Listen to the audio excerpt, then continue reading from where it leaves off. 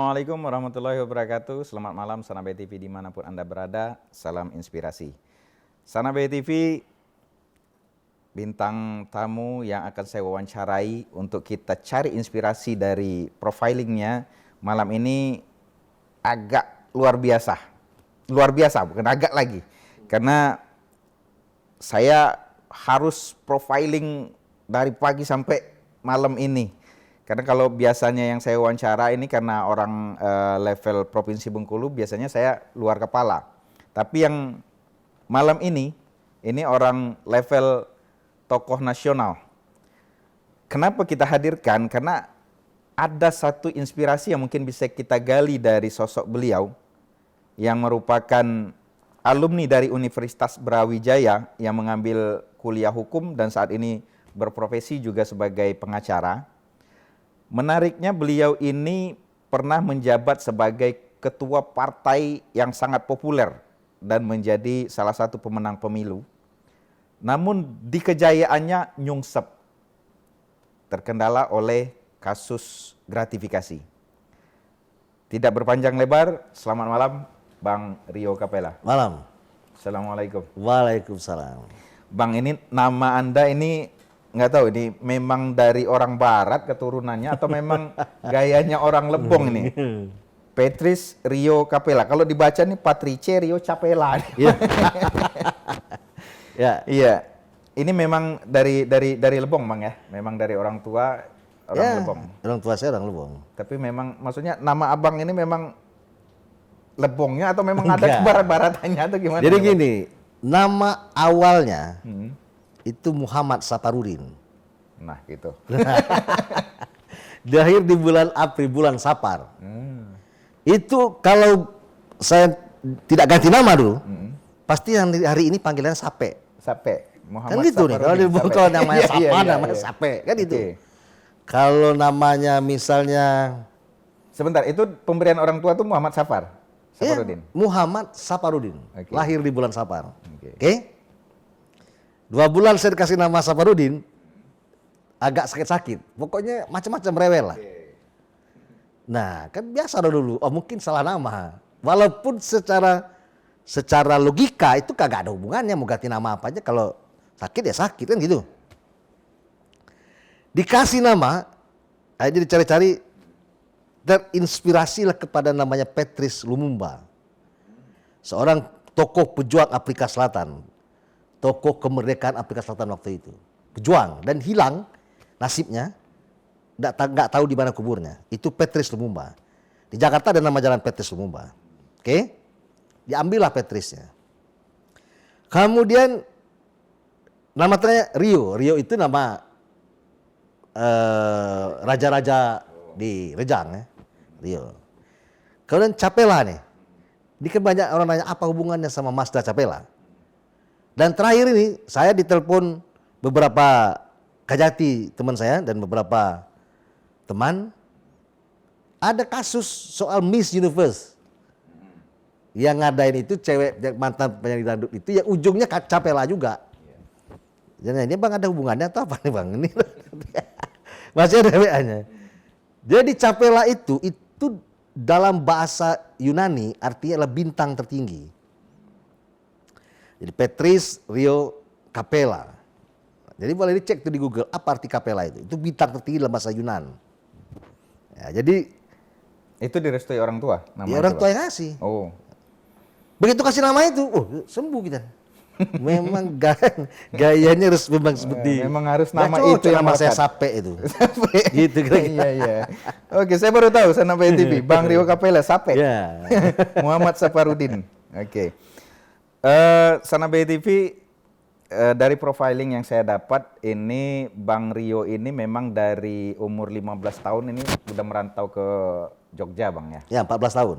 14 tahun Jogja. Oke, Sanabay TV yang ingin kita gali dari Bang Rio Capella ini kan memang punya karir politik, histori politik yang luar biasa karena memang nggak tahu nih apa memang ada genetik dari orang tua mantan wali kota sehingga dari selesai kuliah itu sudah jadi ketua KNPI, kemudian pernah menjabat sebagai wakil ketua DPRD provinsi. Kemudian ini yang mulai menarik. 2005 berpasangan dengan almarhum Pak Muslihan maju ke Pilgub, walaupun dikalahkan oleh Agus Rin pada saat itu dengan berpasangan dengan Pak Samban. Kan? Iya. Nah ini yang menarik, pada pemilu 2009, ini kita bacakan nih Bang. Ya. Dicalonkan oleh Partai Amanat Nasional sebagai anggota legislatif Dewan Perwakilan Rakyat Daerah Pemilihan Bengkulu.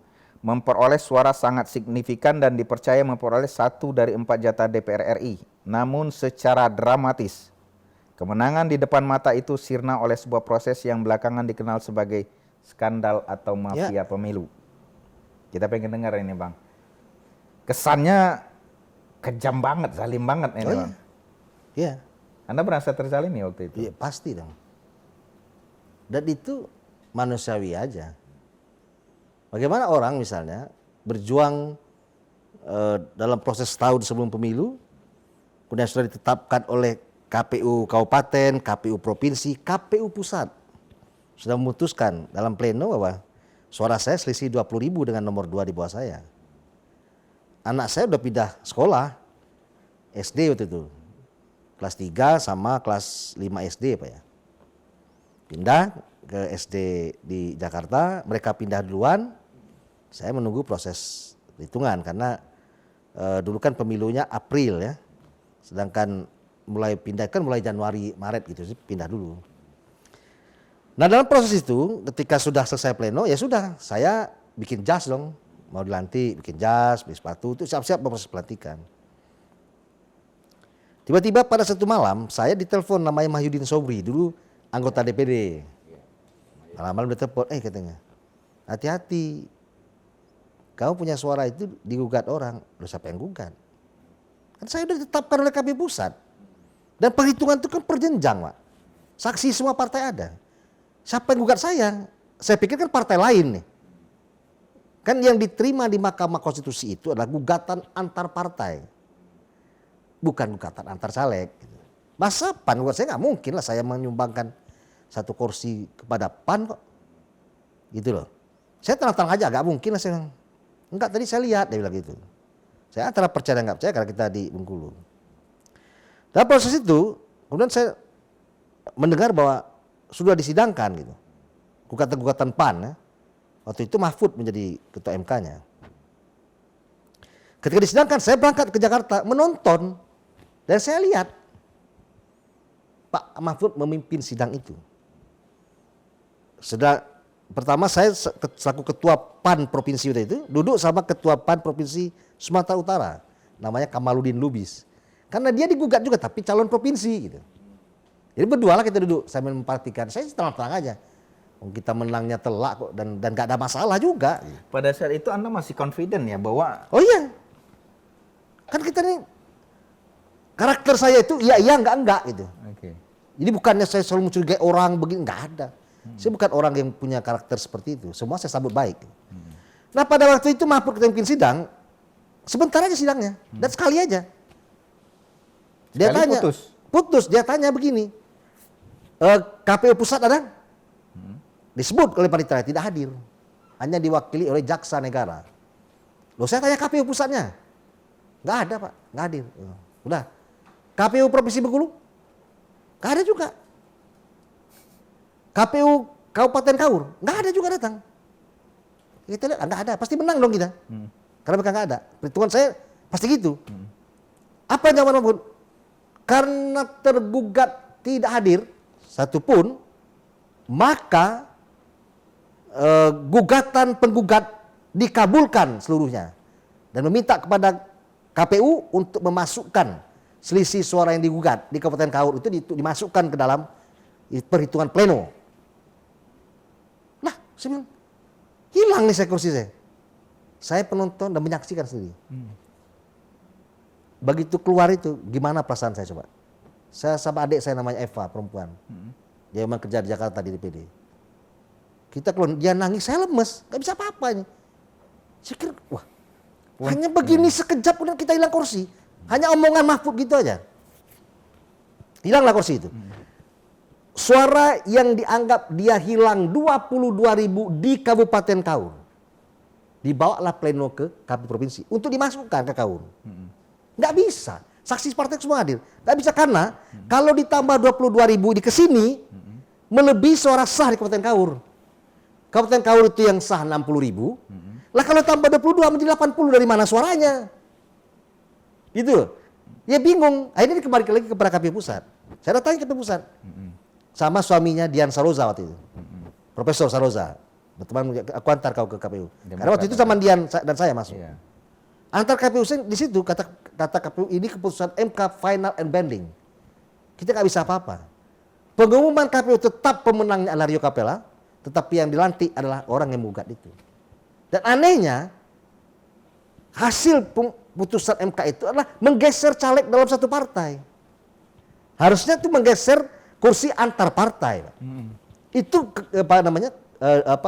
syarat di MK. Misalnya Gerindra menggugat PAN. Oke, paham. Kehilangan kursi, maka suara Gerindra partai kursi pindah ke PAN. Yang saya enggak, hanya perputaran caleg. Saya ketemu Pak Amin Rais di rumahnya di Gadaria. Bertemu bicara empat mata, Pak Amin. Saya bilang ini bagi saya enggak masuk akal. Saya tunjukin nih hasil pemilunya. Apa jawaban Pak Amin? Masya Allah. Wah, ini begono begini-begini. Tapi karena putusan MK ya sudah. Gini aja. Anda kita bagi 3 tahun. Itu saya bilang, saya bukan soal jabatan Pak Amin. Tapi oke lah Pak Amin ambil kebijakan. Tapi tolong diumumkan Pak Amin. Nanti konstituen saya menganggap saya yang curang. Bagi saya penting itu. Iya. Ini kan soal trust nih. Iya, saya paham. Oh ya nanti kita ngomong. Dia bilang gitu. Terus saya berpikir, ini Pak Amin bukan Pemimpin, bukan leader. kan leader. Nggak gitu, kau tenang segala macam ini, nanti saya ngomong ini tidak boleh terjadi ini. Karena saya begitu.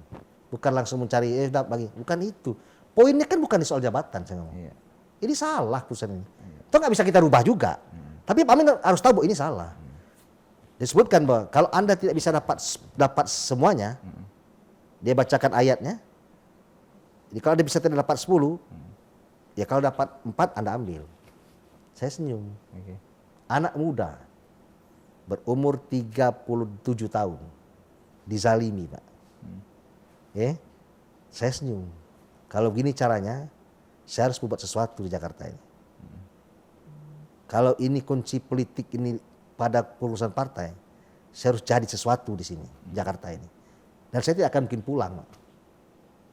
Itu kejadian pada bulan Oktober 2009.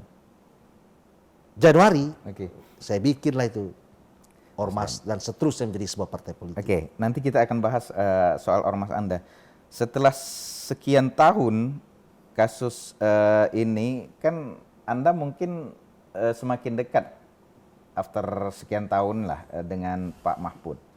Oh iya, ya. Anda pernah bercerita? Pernah. Dan apa tanggapan Pak Mahfud? Pada suatu hari dia jalan kaki saya kita ngobrol mau ngopi di Hotel JW Marriott.